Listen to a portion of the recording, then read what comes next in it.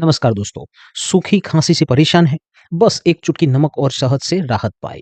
एक चम्मच शुद्ध शहद ले, उसमें मिलाए सिर्फ एक चुटकी सेंधा नमक। इसे अच्छे से मिलाकर इसको चाट ले। यह मिश्रण गले की सूजन को कम करता है, खांसी की खुश्की और जलन से तुरंत आराम देता है। और यह पूरी तरह प्राकृतिक है, कोई साइड इफेक्ट नहीं।